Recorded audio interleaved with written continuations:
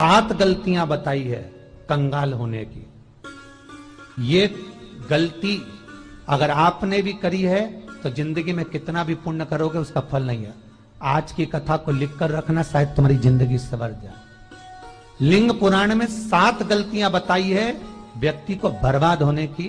पहली गलती है, उसमें से अगर आप स्वीकार कर रहे हैं ये गलती तो समझ लो कि गलती आपने करी है। गंगा जल तो बुलवाया टैंकर भरकर, 21,000 बेलपत्र भी समर्पित कर रहे हो। आप मंदिर के अंदर बैठ गए, दर्शन करने वाला आता रहा, किसी को अंदर प्रवेश नहीं दिया। आप गंगा जल चढ़ाते रहे, आप बेलपत्र चढ़ाते रहे, आप स्वयं पूजन करते रहे, और दूसरा व्यक्ति ना जाने किस भाव से, किस रूप में आकर भगवान की सेवा करना चाहता था। पंडित जी ने आपके चक्कर में उसको जल नहीं चढ़ाने दिया, पंडित जी ने आपके चक्कर में उसको बेलपत्र नहीं चढ़ाने दिया। पहली गलती यह हो गई कि भगवान के भक्त को भगवान से दूर कर दिया गया। अब उठा लो श्रीमद् भागवत कथा।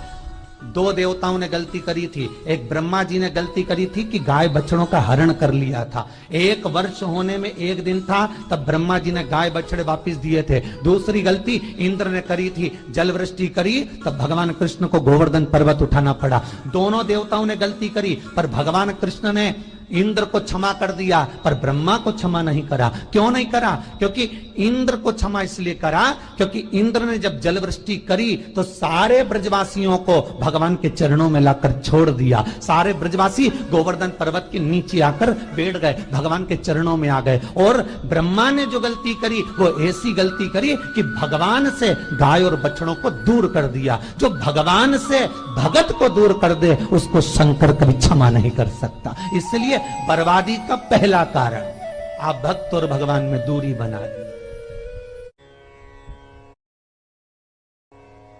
दूसरा कारण, भगवान की जब पूजन कर रहे हो, 21,000 बेलपत्र चढ़ा रहे हो, गंगा का जल चढ़ा रहे हो, चंदन चढ़ा रहे हो, अबीर चढ़ा रहे हो, गुलाल चढ़ा रहे हो, तो तुम्हारे भीतर ये अहंकार, जब तुम पूजन करके उठो तो उठते समय तुम्हारे भीतर अभिमान नहीं होना चाहिए कि मैंने जो अनुष्ठान करा उसके बराबर कोई नहीं कर सकता। तीसरा कारण कहा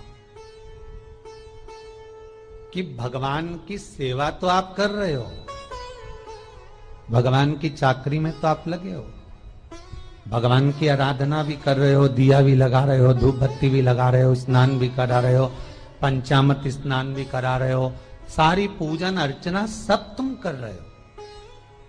पर हो सकता है इस पूजन अर्चना में आप केवल 3 घंटा पूजन करते हो और बाकी के समय किसी न किसी की जीवात्मा को दुख पहुंचा रहे हो। एक कथा में एक बात कही थी कि भले मंदिर में दिया मत लगाओ, भले मंदिर में जाकर धूप बत्ती मत जलाओ, भले मंदिर में जाकर भोग मत लगाओ, भले मंदिर में जाकर जल मत चढ़ाओ, कुछ मत करो, भले भगवान को नए कपड़े मत पहनाओ, भले तुम्हारी मर्जी पड़े भगवान को भोग मत लगाओ, पर शास्त्र कहता है कुछ मत करो, पर एक काम जरूर करना कि किसी के चेहरे पर प्रसन्नता ला देना तो मंदिर में दिया जलाने के बराबर होगा। किसी के चेहरे पर चमक ला देना, प्रसन्नता ला देना तो अगरबत्ती लगाने के बराबर होगा। किसी गरीबड़े के, किसी दुखी के चेहरे पर अगर तुमने प्रसन्नता ला दी तो वो भगवान को कपड़े पहनाने के बराबर होगा। मालूम पड़े तुम मंदिर में पूरी सब्जी बांटो, मंदिर में भोजन कराओ, मंदिर में सारा पकवान चढ़ाओ, और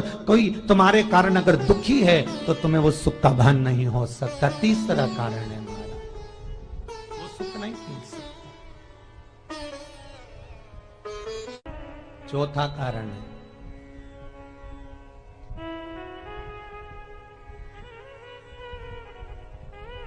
महाराज, जिस मंत्र को पढ़ा जा रहा है,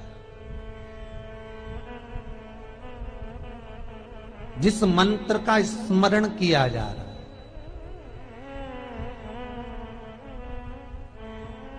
जिस भगवान की माला को हम जप रहे हैं, हम पाठ कर रहे हैं, उसमें त्रुटि। उठा लीजिए दुर्गा सप्तशती।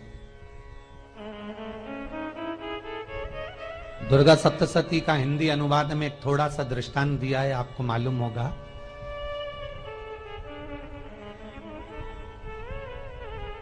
एक जजमान सप्तशती का पाठ कराते थे नवरात्रे में। नवरात्रे पूरे होते थे और उनकी पत्नी मर जाती थी। सप्तशती के अंदर लिखा है, बहुत ध्यान से सुनिएगा। दुर्गा सप्तशती का पाठ कराते थे और पत्नी नवरात्रे के बाद 4 महीना 3 महीने के बाद मर जाती थी। बहुत दुखी था सेठ। एक शादी करी, दूसरी करी, तीसरी करी, चौथी करी, चौथी पत्नी भी मर गई। बहुत दुख हुआ। आज वो गुरुजी के पास चले गया, गुरुदेव, गुरुजी, गुरुदेव, गुरुदेव। गुरुजी बोले क्या हो गया? सेठ जी बहुत दिनों के बाद आ रहे हो, क्या बात है गुरुदेव? मेरे को एक बात समझ में नहीं आती कि मैं नवरात्रे में सप्तशती का पाठ कराता हूं, देवी जी का यज्ञ करवाता